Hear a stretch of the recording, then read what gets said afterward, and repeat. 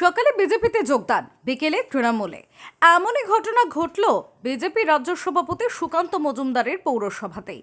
রবিবার দুপুরে বালুরঘাটে 11 নম্বর ওয়ার্ডে 6 জন যোগদান করেন বিজেপিতে। সূর্য অস্ত যেতে না যেতেই তারা পুনরায় ফিরলেন তৃণমূলে। রবিবার রাতে 11 নম্বর ওয়ার্ডে তৃণমূল কংগ্রেস কাউন্সিলরের হাত ধরে বিজেপিতে যোগদানকারীরা পুনরায় তৃণমূলে ফিরলেন।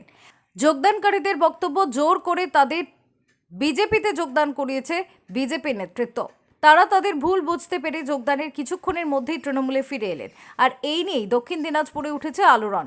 এ বিষয়ে যোগদানকারীদের বক্তব্য কি, পাশাপাশি তৃণমূল ও বিজেপির বক্তব্য কি, তা জানতে আমরা সকলের সাথে যোগাযোগ করি। আমাদের ক্যামেরার সামনে তারা কি বলেছেন শোনাবো তাদের মুখ থেকে। আরে আমরা যাচ্ছিলাম মেয়েদেরকে জল আনতে, তো ওখানে বেশ কয়েকজন ছিল আর কি। তারা জোর করে মানে বলে যে তোমরা বসো আর কি।